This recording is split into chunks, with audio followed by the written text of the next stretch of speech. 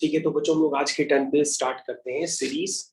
This is your IGCSE board pure mathematics 1 Cambridge international AS and A level mathematics. तो बच्चों ये आज आपकी 8th क्लास है। तो इसमें हम लोग सीक्वेंस इन सीरीज को कंटिन्यू करेंगे। इसको सीरीज भी कहते हैं और इसमें सीक्वेंस इन सीरीज भी कहते हैं। और इस चैप्टर में बेसिकली हम लोग arithmetic progression, geometric progression, harmonic progression, AGP, इस तरह की बातें आती हैं इस चैप्टर में। तो सबसे पहले हमारे पास यहाँ पर है एक्सरसाइज हार्मोनिक में। सबसे पहले हमारे पास एक्सरसाइज है 6C। तो 6C वाली जो एक्सरसाइज है बच्चों, ये क्लास 9th स्टैंडर्ड की है। तो क्लास 9th में आपको जो AP GP पढ़ाई जाती है, तो सबसे पहले आपको बताया जाता है जैसे आपके पास कोई सीरीज है, उस सीरीज को हम कंसिडर कर लेते हैं जैसे 5, 12, 90। तो इस सीरीज का आपसे पूछा जाता है कि बताओ अगला टर्म क्या है। तो आप लोग क्या करते हो, अगला टर्म निकालने के लिए 12 - 5 करते हो तो 7 आ रहा, 19 - 12 करते हो तो भी 7 आ रहा। तो आप समझ जाते हो कि इस सीरीज का जो अगला टर्म होगा वो 7 ऐड करने के पर मिलेगा। तो 19 में हम जैसे ही 7 ऐड करेंगे तो हमारे पास अगला टर्म आ जाएगा, तो वो आएगा 26। तो इस तरह से बच्चों ये जो सीक्वेंस होती है ये फॉर्मेशन करती है AP। तो बच्चों जो AP होती है, अगर हम उसको जनरलाइज करते हैं तो AP का अगर फर्स्ट टर्म है A, कॉमन डिफरेंस D है, तो सेकेंड टर्म होगा A + D, थर्ड टर्म होगा A + 2D, और फोर्थ टर्म होगा A + 3D, फिफ्थ टर्म होगा A + 4D। तो ऐसे करते करते nth टर्म जो होगा वो क्या होगा, A + ND। तो बच्चों आप समझ नहीं पाए, आप दोबारा समझिए। ये आपका फर्स्ट टर्म है, ये आपका सेकेंड टर्म है, ये आपका थर्ड टर्म है n-1, ये आपका फोर्थ टर्म है, ये आपका फिफ्थ टर्म है। तो जब आप T2 लिखते हैं तो उसमें A + 1D आता है, T3 लिखते हैं तो A + 2D आता है, T4 लिखते हैं तो A + 3D आता है, T5 लिखते हैं तो A + 5D आता है। तो अगर आप nth टर्म लिखेंगे तो होगा A + n-,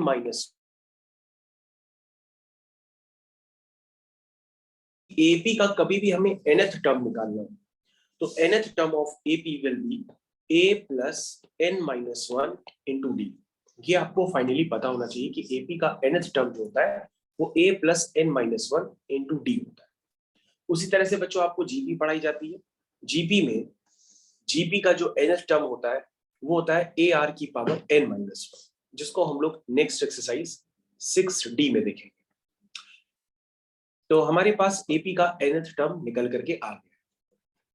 इसके अलावा बच्चों sum of n terms of AP, ये भी अब आपको पता होना चाहिए कि जो sum of n terms of AP होता है उसे हम एक्सप्रेस करते हैं n/2 2A + n-1 × D से, या sum of n terms of AP को हम ऐसे भी लिख सकते हैं n/2 first term plus last term. तो बच्चों इन दो तरीकों से हम किसी भी AP के सम को रिप्रेजेंट कर सकते हैं। तो ये AP का सम और AP का nth टर्म, ये दोनों बातें आपको बहुत अच्छे से पता होनी चाहिए अगर आप इस एक्सरसाइज को स्टार्ट कर रहे हैं। सबसे पहले बच्चों हम लोग इसमें बेसिक क्वेश्चन ही करते हैं। जैसे अभी हमने क्वेश्चन नंबर 3 का जिक्र किया था, तो क्वेश्चन नंबर 3 में क्या लिखा हुआ है, लिखा है find the sum of each of the arithmetic series. तो पहले बच्चों हम आपके पास सीरीज है 5 + 12 + 19, ऐसे करते करते ये सीरीज 17 टर्म्स तक लिखी गई है। तो बच्चों इसके नंबर ऑफ टर्म्स आपको पता पड़ गए कि वो 17 है। फर्स्ट टर्म आपको पता पड़ गया 5 है। कॉमन डिफरेंस निकालने के लिए सेकंड टर्म को फर्स्ट टर्म से माइनस करेंगे, 7 है। तो हम क्या निकालेंगे, इस सीरीज के 17 टर्म्स का सम। तो इस सीरीज के 17 टर्म्स का सम होगा 17/2 मतलब n/2, 2A यानी कि 2 × 5 + n-1 मतलब 17 - 1 × D मतलब 7। तो बच्चों इस वैल्यू को जैसे ही आप इवैल्यूएट करेंगे तो आपके पास सम ऑफ 17 टर्म्स निकल करके आ जाएगा। तो बच्चों आपको इसे इवैल्यूएट अपने आप करना होगा घर पे। अब हम लोग नेक्स्ट क्वेश्चन करते हैं, क्वेश्चन नंबर 4। क्वेश्चन नंबर 4 में क्या लिखा हुआ है, the first term of an arithmetic progression is 15। तो ध्यान दीजिएगा बच्चों, आपके पास क्वेश्चन नंबर 4 में लिखा हुआ है the first term of the arithmetic progression is 15 and the sum of first 20 terms is 1630। जो फिर से रिव्यू कर रहे हैं हम लोग क्वेश्चन नंबर 4 को, कि आपके पास जो एपी है उस एपी का जो फर्स्ट टर्म है वो है 15 और सम ऑफ फर्स्ट 20 टर्म्स यानी कि T1 plus T2 plus T3 ऐसे करके T20 तक जो टर्म्स होते हैं उनका जो सम है उसको कहते हैं सम ऑफ फर्स्ट 20 टर्म्स, वो 1630 दिया गया है। आपसे पूछ रहा है कॉमन डिफरेंस क्या होगा, तो तुम कहोगे सम ऑफ n टर्म्स जो होता है सर वो होता है n/2 2a plus n-1 into d, ये होता है। अब आप सम ऑफ 20 टर्म्स के लिए यूज करेंगे तो लिखेंगे S20 is equal to 20/2 2a plus 20-1 into d। तो बच्चों आपको समझ में आना चाहिए, इस इक्वेशन को मैंने यूज कर लिया sum of n terms of AP को। S20 की वैल्यू गिवन है 1630 is equal to 10 times 15 to 30 plus 19 into d। तो बच्चों आप ध्यान से देखिए, ये 0 से 0 तो कैंसिल हो गया, तो यहां से वैल्यू क्या निकल के आई, which is 163 is equal to 30 plus 19d। ठीक है, यानी कि बच्चों 163 minus 30 is equal to 19 into d. ये एक्सप्रेशन बन के तैयार हो गया। यहां से डी की वैल्यू कितनी आएंगे, 7 आएंगे। तो बच्चों एक बार डी की वैल्यू आप 7 एक बार क्रॉस चेक कर लीजिए, तो डी की वैल्यू 7 आ रही है। ठीक है, तो बच्चों आपको इस इक्वेशन में डी निकालना था, वो आपका डी निकल के आ गया। तो क्वेश्चन नंबर 4 तो बच्चों इस तरह से फिनिश हो गया। क्वेश्चन नंबर 4 की तरीके ऐसे कई सारे क्वेश्चंस बनाए जा सकते हैं। अब हम लोग क्या करते हैं, एक कंसेप्ट आपको समझाते हैं और उस कंसेप्ट को समझाने के लिए मैं आपको एक सीक्वेंस का सहारा लेता हूं। चलिए, तो हम लोग इस सीक्वेंस का सहारा लेकर के करेंगे क्वेश्चन नंबर 30। सबसे पहले बच्चों आप याद रखिएगा, जैसे आपने एक सीरीज लिखी 1 3 5 7 9, ये सीरीज लिखी, तो ये सीरीज का फर्स्ट टर्म है, ये सेकेंड टर्म है, ये थर्ड टर्म है, ये ऐसे चलता चलता है। अगर मैं आपसे पूछूं इस सीरीज के पहले दो टर्म्स का सम क्या है, तो तुम कहोगे पहले दो टर्म्स का सम हो गया T1 plus T2 which is equal to 4। अगर मैं पूछूं इस सीरीज के पहले टर्म का सम क्या है, तुम कहोगे जो पहला टर्म होता है वही उसका सम भी होगा, क्योंकि पहला टर्म तो कुछ हुआ ही नहीं ना, तो सम क्या करें, तो जो पहला टर्म है वो सम ही है एक तरह से। जैसे S1 is equal to T1 which is equal to 1। अब मैंने कहा जरा S2 माइनस S1 करो, तो तुम कहोगे सर S2 माइनस S1 करने पर T2 आता है, यानी तुम्हारे पास सेकेंड टर्म क्या निकल के आएगा 4 minus 1 which is equal to 3। और ये सही है क्योंकि उस सीरीज में सेकेंड टर्म 3 ही है। तो बच्चों इस बात को जो मैंने आपको समझाया, इस बात को जनरलाइज कर देते हैं। कैसे जनरलाइज करते हैं, हम कहते हैं अगर आपको किसी भी सीरीज का nth टर्म निकालना है तो आप करिए sum of first n terms लिख लीजिए और उसमें से माइनस कर दीजिए sum of first n minus 1 terms. जैसे ही बच्चों आप इसको अप्लाई करेंगे तो आपका ये पार्ट क्लियर हो जाएगा, क्योंकि बच्चों आप T2 को क्या लिख रहे हो S2 माइनस S1, तो आप T3 को क्या लिखोगे, T3 को ये तो लिखोगे S3 माइनस S2। आप T4 को क्या लिखोगे S4 माइनस S3। तो ऐसे करते करते बच्चों आप Tn को क्या लिखोगे Sn माइनस Sn माइनस 1। यानी कि बच्चों कभी कभी आपके पास sum of first n terms of AP given हो सकता है, उसको किस तरह से यूज करना है उसकी जनरल इक्वेशन आप लर्न कर लीजिए, इसी को आपको यूज करना होगा। और sum of first n terms of AP से आप sum of first n minus 1 terms of AP निकाल लेंगे। इसका मतलब जहां जहां n है उसमें n माइनस 1 डाल दीजिएगा तो Sn माइनस 1 हो जाएगा, दोनों को माइनस करेंगे तो उस सीरीज का nth टर्म आ जाएगा। तो बच्चों उसको हमने कहा था कि आपको मैं क्वेश्चन नंबर 13 जो पेज नंबर 170 पे है उसमें मैं आपको अप्लाई करके दिखाऊंगा, तो मैं इसको अप्लाई करके आपको दिखाने वाला हूँ, जस्ट वेट। तो आपके पास है पेज नंबर 170 और उसमें हम लोग खड़े हैं क्वेश्चन नंबर अब 13 पे। तो क्वेश्चन नंबर 13, जिनके पास बुक्स है वो बुक्स देखिए, बुक्स नहीं है तो मेरी आवाज सुनिए। The sum of first n terms is Sn of a particular arithmetic progression is given by। तो बच्चों आपके पास डायरेक्टली Sn गिवन है, तो Sn गिवन है आपके पास 4n स्क्वायर प्लस 3n। तो पूछ रहा है कि अगर आप sum of first n terms आपके पास गिवन है तो आपको क्या निकालना है, फर्स्ट टर्म निकालना है इस एपी का, यानी कि t1 निकालना है, जिसको आप ए बी कह सकते हो क्योंकि एपी के फर्स्ट टर्म को आप ए से रिप्रेजेंट करते हो।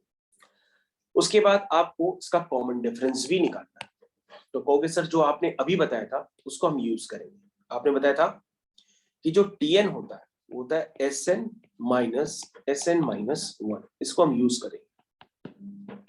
तो SN कितना गिवन है, 4n स्क्वायर प्लस 3n, और SN-1 कितना गिवन है, 4 टाइम्स n-1 का whole square plus 3 times n-1, ये गिवन है। तो बच्चों आप इसको सॉल्व करना धीरे धीरे आप स्टार्ट करिए। तो अगर आपको कंफ्यूजन है तो आप ब्रैकेट्स बना के रखिए, पहले अंदर वाले ब्रैकेट को सिंप्लीफाई कर लीजिए। तो पहले बच्चों मैं क्या करता हूँ, ये जितना भी लिखा है इसको पहले मैं रफ कर देता हूँ वरना आप कंफ्यूज हो जाओगे। पहले आप SN-1 निकाल लो, उसके बाद उसमें पुट करो, तभी आप जल्दी कर पाओगे। तो SN-1 के लिए जैसा कि मैंने बताया था, जहां जहां n है उसको n-1 से आप रिप्लेस कर दो। तो ये बच्चों हो जाएगा 4 times n square plus 1 minus 2n plus 3n minus 3। उसके बाद बच्चों ये वैल्यू हो जाएगी आपकी 4n square plus 4 minus 8n plus, तो SN-1 हो जाएगा 4n square minus 8n plus 3n minus 5n, and 4 minus 3 is 1। तो बच्चों ये आपका SN-1 आ गया। अब बच्चों आपको TN निकालना है। TN क्या होगा, सम of first n terms.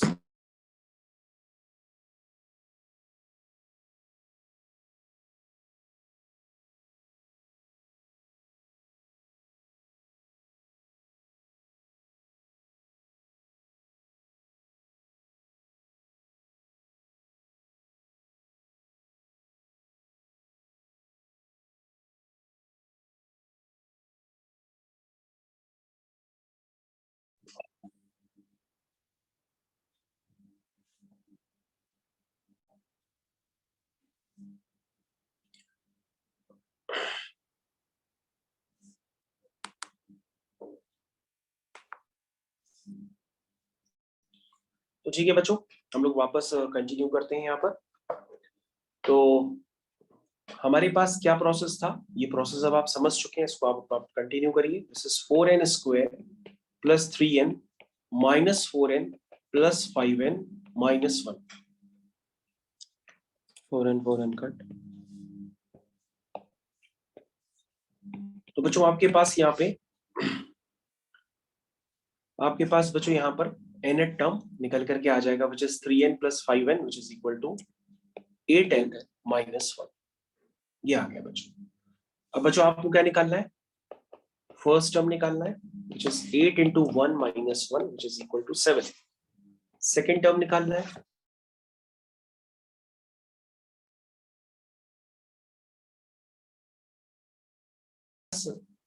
T3 निकालना चाहे तो आप वो भी निकाल सकते हैं, 8 into 3 minus 1 23। तो बच्चों अगर आप ध्यान से देखेंगे तो T1 T2 T3 ये AP फॉर्म कर रहे हैं, आप क्रॉस वेरीफाई भी कर सकते हैं। तो T1 आपका देखो बच्चों है 7, T2 आपका है 15 और T3 है आपका 23। जरा चेक कर लीजिए, ये AP फॉर्म हो रही है और इस AP का आपसे फर्स्ट टर्म पूछा गया था वो 7 है और कॉमन डिफरेंस पूछा गया था वो 8 है। तो बच्चों आपके दोनों आंसर यहाँ पे निकल करके आ गए जो आपसे क्वेश्चन में पूछे गए थे, यही आपके दोनों आंसर। तो मेरे हिसाब से आप सभी लोगों को ये बात क्लियर हो गई कि क्वेश्चन आप किस तरह से करेंगे। तो बच्चों ये क्वेश्चन मेरे हिसाब से सारे बच्चों को क्लियर हो गया होगा। तो ये जो क्वेश्चन है बच्चों, इसी तरह से आपको क्वेश्चन नंबर 13 दिया है और इसी सेम कॉन्सेप्ट को यूज करके आप क्वेश्चन नंबर 14 करेंगे। तो क्वेश्चन नंबर 14 जो है बच्चों वो आपका होमवर्क हो गया, तो मैं यहाँ पे लिख देता हूँ, ये आपका होमवर्क हो गया और होमवर्क में आपके पास है क्वेश्चन नंबर 14, जिसको मैं रीड कर देता हूँ। Of a particular arithmetic progression is given by, यानी उसमें आपके पास Sn गिवन है which is equal to 12n minus 2n square, ये गिवन है। और आपको यहाँ Sn को यूज करके फर्स्ट टर्म निकालना है और कॉमन डिफरेंस निकालना है। तो ये बच्चों आपका होमवर्क हो गया, इस तरह के क्वेश्चन आप जरूर करिएगा। अब हम लोग करते हैं नेक्स्ट क्वेश्चन। अब आपके पास है नेक्स्ट क्वेश्चन, वो है क्वेश्चन नंबर 8। तो क्वेश्चन नंबर 8 में क्या लिखा है बच्चों? The first term of arithmetic progression is 15। The first term of arithmetic progression is 15 and the last term is 27। बच्चों याद रखिएगा, कभी भी एपी का लास्ट टर्म किया जाता है तो आप लेट कर लीजिएगा कि last term will B nth term of AP. तो कभी भी बच्चों किसी भी सीरीज में, चाहे वो एपी हो, जीपी हो, एचपी हो, एजीपी हो, कुछ भी हो, तो किसी भी सीरीज में कभी भी आपको लास्ट टर्म लेट करना हो तो अपने आप से उसको nth टर्म लेट किया करिए।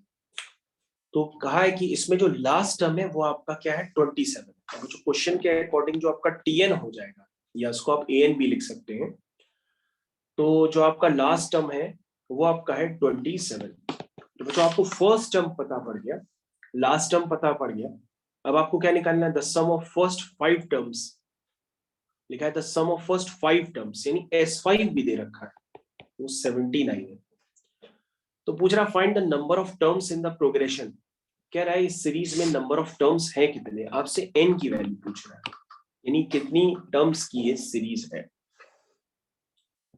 n निकालना है। तो बच्चों डाटा इसने काफी दे दिया है, अब आपको n निकालना है। तो चलिए स्टार्ट करते हैं। इक्वेशंस बच्चों वही हैं जो मैंने आपको स्टार्टिंग में बता दी थी। तो nth term of the AP which is 27 is equal to first term. जो आप फॉर्मूला लगाना नहीं जानते तो मैं एक बार लिख देता हूँ। nth टर्म जो होता है वो होता है first term plus n minus 1 into D. इसको बच्चों यूज करेंगे। tn की वैल्यू कितनी है? 27। a की वैल्यू कितनी है? 15। जो क्वेश्चन में गिवन है nth टर्म 27 है और फर्स्ट टर्म आपका 15 है, प्लस n माइनस 1, n तो पता ही नहीं, वो निकालना है, इंटू डी, डी भी नहीं पता है। तो बच्चों आपके पास 27 minus 15 which is equal to 12, which is equal to 12 is equal to n minus 1 into d। बच्चों आपके पास ये फर्स्ट रिलेशन है जो मैंने अभी डेवलप किया। अब मैं S5 को यूज करूंगा। चलिए S5 क्या लिखूंगा? 79 is equal to 5/2 2a plus n minus 1 into d। मैं S5 मैंने लिखा है। बस S5 लिखते समय आपको ये ध्यान देना होगा कि n की जगह आप क्या यूज करेंगे? 5 यूज करेंगे। तो n की जगह आप 5 यूज कर ही लीजिए। ये बच्चों मैंने लिख दिया। अब बच्चों इसको आप सिंप्लीफाई कर लीजिए, आपके पास d निकल करके आ जाएगा। और बच्चों d अगर निकल के आ जाएगा तो रिलेशन 1 में आप d की वैल्यू पुट कर दीजिएगा, आपके पास n आ जाएगा। तो बच्चों ये क्वेश्चन करने का मेथड हो गया। आप इसको जल्दी सॉल्व करना चाहते हैं, उसकी ट्रिक भी मैं आपको बता देता हूँ। देखिए ऊपर क्या करिएगा, अगर आप कम समझ पाते हैं तो सॉल्व करने का तरीका भी देख लीजिए। आपने इस तरह से लिखा, अब आप क्या करा करिए, डायरेक्टली कैंसिल कर दिया करिए। जैसे ऊपर से 2 कॉमन ले लीजिए तो हो जाएगा 15 प्लस 2d हो जाएगा। और ध्यान से देखिए 2 से 2 कैंसिल हो गया आपका। तो आपके पास यहाँ पे बन गई equation which is 79 is equal to 15 5 जा 75 प्लस 5 2 जा 10। तो 79 माइनस 75 कितना हुआ? 4। Good. 4 is equal to 10d। That means d कितना आया? 4/10। That means 2/5। तो बच्चों आपका d आ गया। तो d आ गया तो रिलेशन 1 की तरफ वापस आ जाइए। बाय 1, बाय इक्वेशन 1 की तरफ आप ध्यान दीजिए। ये है आपकी 1 नंबर इक्वेशन। तो वो थी 12 is equal to n minus 1 into D. d is 2/5। इसको क्रॉस मल्टीप्लाई कर दीजिए बच्चों। 12 into 5 divided by 2 is equal to n minus 1। समझ में आया? तो बच्चों ये कितना हुआ? 2 1 जा 2, 2 6 जा 12 एंड 6 5 जा 30। 30 is equal to n minus 1। तो बच्चों यहाँ से n की वैल्यू आ गई 31। तो बच्चों आपने क्वेश्चन एकदम सही किया है। अगर ये क्वेश्चन गलत होता तो n जो होते हैं नंबर ऑफ टर्म्स, मान लो आपसे नंबर ऑफ टर्म्स सॉल्व होकर के 5/2 आ रहा, 7/5 आ रहा, तो वो गलत माना जाएगा, क्योंकि नंबर ऑफ टर्म्स हमेशा क्या होते हैं, वो इंटीजर होते हैं, और आपका आंसर भी इंटीजर आ रहा है। और इंटीजर आप नहीं समझते तो इंटीजर का मतलब होता है 1 2 3 4 5 6 लाइक दैट, क्योंकि इंटीजर ही होते हैं नंबर ऑफ टर्म्स। तो बच्चों नंबर ऑफ टर्म्स बेसिकली एक तरह से नेचुरल नंबर्स होते हैं, क्योंकि वो या तो पहला टर्म होगा या दूसरा होगा या तीसरा होगा या चौथा होगा, इस तरह से। ठीक है, तो यहाँ पे n की वैल्यू 31 आ रही है, तो उसका मतलब हम लोगों ने जितनी भी वर्किंग की है वो सही है कि नंबर ऑफ टर्म्स इसके क्लियरली स्पेसिफाइड हो रहे हैं कि इस क्वेश्चन में 31 टर्म्स। अब जो क्वेश्चन नंबर 9th टाइप के क्वेश्चंस भी बहुत आते हैं, उसमें क्या लिखा है, find the sum of all the integers between 100 and 300। क्या लिखा है, find the sum of all integers between 100 and 300 and which is divisible by 7। तो बच्चों 100 को इंक्लूड मत करिएगा, 300 को भी इंक्लूड मत करिएगा, उनके बीच में जितने भी नंबर है ये 3 डिजिट वाले जो कि 7 से डिविजिबल है, उन नंबर को लेना है। तो मेरे हिसाब से बच्चों 7 से पहला नंबर जो डिविजिबल आता है वो 105 आता है। अब चेक कर लो, 105 को 7 से डिवाइड करो तो ये 15 आ जाएगा। ठीक है, क्योंकि 15 7 जा 105 होता है। उसके बाद बच्चों नेक्स्ट टर्म निकालोगे तो 105 में 7 ऐड कर दोगे, तो 105 में 7 ऐड करोगे तो 112 आ जाएगा, फिर 7 ऐड करोगे तो 119 आ जाएगा। तो आपके पास बच्चों सीक्वेंस पता पड़ गई। आखिरी टर्म बताओगे बच्चों क्या होगा, तो बच्चों आप क्या करो, आखिरी टर्म बताने के लिए अगर नहीं समझ पाते हो तो 300 को 7 से डिवाइड करो और जो रिमाइंडर आएगा उसको 300 से माइनस कर दो, तो आपके पास 7 से डिविजिबल नंबर आ जाएगा। तो बच्चों अगर आपको वर्किंग नहीं पता है तो मैंने आपको वर्किंग बताई है, मैं आपको करके भी बताता हूँ। देखिए आपने डिवाइड किया 7 से, तो 7 4 जा होता है 28, ये हो गया 20, और 7 3 जा 21 भी ज्यादा हो जाएगा, 7 2 जा 14 हो जाएगा, तो ये आ गया 6, यानी 300 माइनस 6 विच इज 294। तो बच्चों एक बार चेक करके देखो क्या 294 7 से डिविजिबल है, 42 टाइम्स डिविजिबल है। इसका मतलब आपने आखिरी टर्म भी निकाल लिया इस सीक्वेंस का, which is nth term of this sequence, and this is your first term of this sequence, and common difference is 7। common difference is 7। तो बच्चों आपके पास एक सीरीज बन करके तैयार हो गई है। अब आज सीरीज में आपको उसका सम निकालना है, यानी आपको निकालना है 100 और 300 के बीच में जितने भी नंबर है जो 7 से डिविजिबल है उन सबका सम निकालना है। तो ये क्वेश्चन में लिखा है find the sum of all the integers, तो आप सम निकालिए, which is 105 112 119, ऐसे करते करते आपके पास आखिरी टर्म है 294। तो last term will be the nth term, तो कैसे लिखेंगे बच्चों, nth term is equal to first term plus n minus 1 into D. तो मेरे ख्याल से वर्किंग तो सबको क्लियर है। 294 minus 105 is equal to n minus 1 into 7, and this is 14 minus 5 which is equal to 9, and this is your 8, and this is your 189 divided by 7 is equal to n minus 27. So n minus 1 is equal to 27. That means n is equal to 28. तो बच्चों total 28 term है। अब इन 28 term जो हम क्या use करेंगे, जो सम का फर्स्ट वाला फॉर्मूला था वो तो आप जानते ही, लेकिन फर्स्ट वाला नहीं यूज करके हम सेकंड वाला यूज करेंगे। तो Sn इज इक्वल टू था n/2 first term plus last term की वैल्यू। तो आप 28 टर्म्स का जब सम निकालेंगे तो n की जगह 28 पुट करेंगे, और फर्स्ट टर्म आपको नजर आ रहा है 105 है और लास्ट टर्म आपको नजर आ रहा है 294 है। इसको बच्चों आप सॉल्व कर लीजिए तो ये 7 से डिविजिबल नंबर आपके पास निकल करके आ जाएगा। यही आपका आंसर है।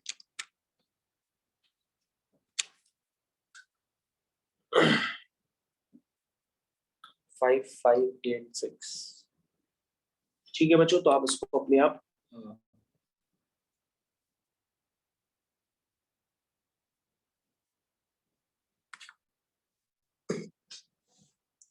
ठीक है बच्चों, हम लोग नेक्स्ट क्वेश्चन पे चलते हैं।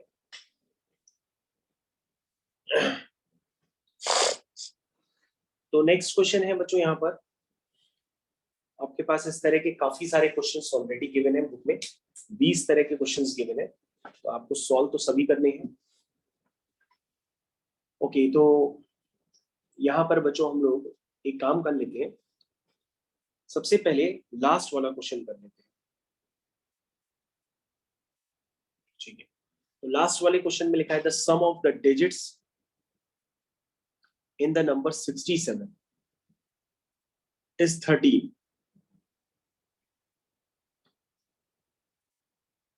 ओके, तो बच्चों लास्ट वाला क्वेश्चन तो बहुत इजी है, इसको अपने आप से अटेम्प्ट करिएगा।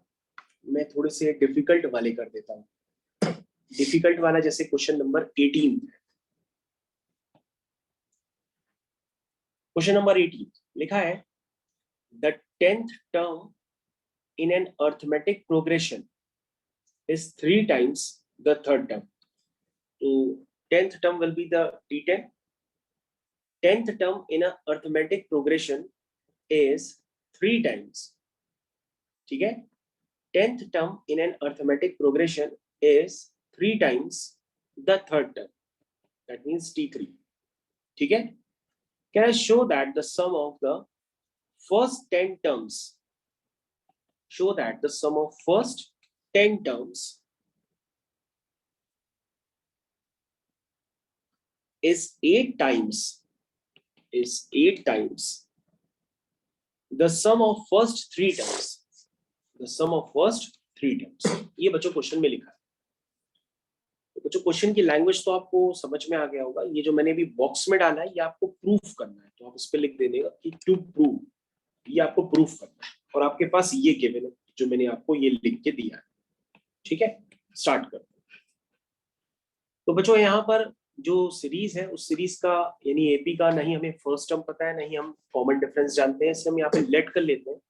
Let the first term of this series is AP, let the first term of the AP is A and common difference is D. तो जो बच्चों T10 होगा वो होगा a प्लस 10 माइनस 1 डी, और 3 टाइम्स T3 होगा a plus 3 minus 1 2d। तो ये हो गया बच्चों a plus 9d is equal to 3a plus 6d। That means 9d minus 6d is equal to 3a minus a which is 2a। तो ये हो गया बच्चों 3d is equal to 2a। एक बच्चों आपके पास रिलेशन आ गया, इस रिलेशन को रिलेशन नंबर 1 मान लीजिए। अब बच्चों आप S10 निकालना, S10 होगा 10/2 2a plus 10 minus 1 into D.